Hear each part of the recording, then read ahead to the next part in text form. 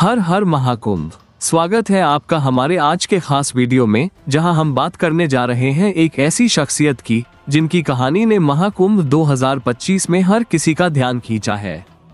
हर्षा रिछारिया एक साध्वी के रूप में उनकी नई पहचान और उनकी पुरानी ग्लैमर से भरी जिंदगी के बीच का ये सफर हर किसी के लिए रहस्यमय बना हुआ है। लेकिन सवाल ये है, क्या हर्षा रिछारिया का यह आध्यात्मिक परिवर्तन सच्चा है या इसके पीछे कुछ और कारण छिपे हैं? सोशल मीडिया पर एक लोकप्रिय इन्फ्लुएंसर और एंकरिंग की दुनिया में एक चमकता सितारा, आखिर क्या वजह रही कि उन्होंने सब कुछ छोड़कर साध्वी बनने का फैसला किया? क्या यह महज महादेव की भक्ति का असर है या फिर यह शोहरत और ध्यान पाने का एक नया तरीका? और सबसे बड़ा सवाल, क्या वे सच में अपनी नई पहचान को पूरी तरह अपनाएंगी या ये बदलाव अभी अधूरा है? मतलब घर परिवार भी आपका होगा, फैमिली? बिल्कुल। आप पहले तो मैरिड हैं या अनमैरिड? अनमैरिड। तो परिवार से बातचीत होती है?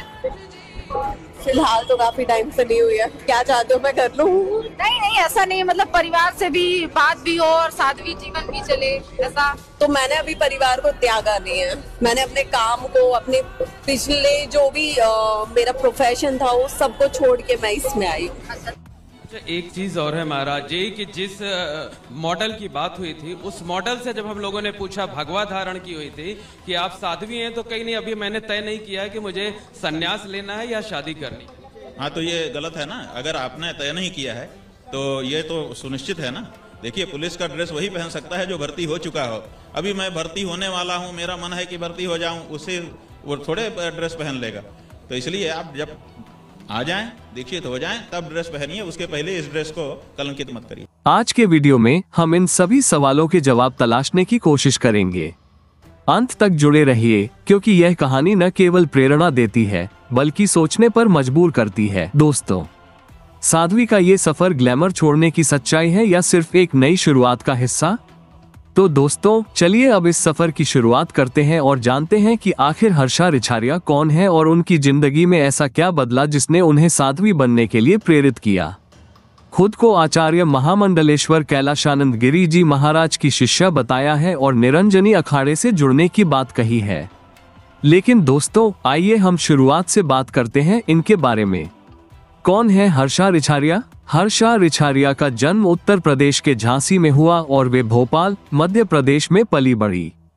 शुरुआत में उन्होंने बतौर एंकर अपने करियर की शुरुआत की। एक फ्रीलांस एंकर के रूप में उन्होंने देश भर में कई बड़े इवेंट्स होस्ट किए।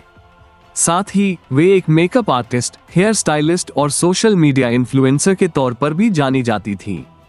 उनकी इस मल्टी टैलेंटेड पर्सनैलिटी ने उन्हें सोशल मीडिया पर लाखों की फॉलोइंग दिलाई। ग्लैमर से आध्यात्मिकता तक का सफर। हर्षा रिछारिया का जीवन एक समय एंकरिंग, सोशल मीडिया इन्फ्लुएंसर और मेकअप आर्टिस्ट के रूप में बेहद चमकदार था। लेकिन इस ग्लैमर और शोहरत के बावजूद उन्हें आंतरिक शांति की कमी महसूस हुई।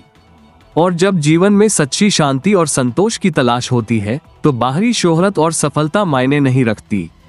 महादेव की भक्ति और तपस्या ही हमें असली शक्ति और दिशा देती है। और इस वजह से महादेव की भक्ति और आध्यात्मिकता की ओर उनका रुझान बढ़ा और उन्होंने निरंजनी अखाड़े से जुड़ने का फैसला किया। वहां आचार्य महामंडलेश्वर स्वामी कैलाशानंद गिरी जी महाराज के रूप में उन्हें गुरु मिले।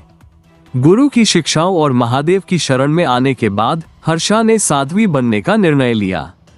उनका ये सफर ग्लैमर की दुनिया से पूरी तरह अलग है और यही सवाल खड़ा करता है, क्या यह आध्यात्मिक परिवर्तन सच्चा है या किसी और कारण का परिणाम? महाकुंभ में साध्वी के वेश में उनकी उपस्थिति ने लोगों को सोचने पर मजबूर कर दिया है। कई लोग उनकी इस नई पहचान की सराहना कर रहे हैं, तो कुछ इसे महज एक पब्लिसिटी स्टंट बता रहे हैं। आपका क्या मानना है, कमेंट में जरूर बताएं। हर्षा का खुद का बयान। हर्षा ने अपने इंटरव्यू में कहा है कि उन्होंने यह फैसला पूरी तरह महादेव की शरण में आने और अपने गुरु से प्रेरणा लेने के बाद लिया है। हालांकि उन्होंने कहा कि उनका ध्यान फिलहाल आध्यात्मिक यात्रा पर है और वे अपने जीवन में आगे क्या कदम उठाएंगी, यह अभी तक तय नहीं किया है। उनका ध्यान पूरी तरह से साध्वी बनने की प्रक्रिया और महादेव की भक्ति में है। यही कारण है कि शादी जैसे व्यक्तिगत फैसले को उन्होंने फिलहाल टाल दिया है। उन्होंने ये भी स्पष्ट किया है कि वे अभी इस आध्यात्मिक सफर के शुरुआती दौर में हैं। हर्षा रिछारिया की यह कहानी केवल एक साध्वी बनने की नहीं, बल्कि जीवन के एक ऐसे बदलाव की है जो हर किसी को प्रेरित करता है और सोचने पर मजबूर करता है। आखिर हम सबके जीवन में ऐसे पल आते हैं जब हमें अपने रास्ते को बदलने का साहस करना पड़ता है। जैसे महादेव की भक्ति ने हर्षा को अपना सही मार्ग दिखाया, वैसे ही हम सबको अपनी जीवन यात्रा में सही दिशा की खोज करनी चाहिए। अगर आपको यह वीडियो पसंद आया हो तो इसे अपने दोस्तों के साथ शेयर करें और हमारे चैनल को सब्सक्राइब करना न भूलें। धन्यवाद और चलते रहिए महादेव की भक्ति में समर्पित होकर।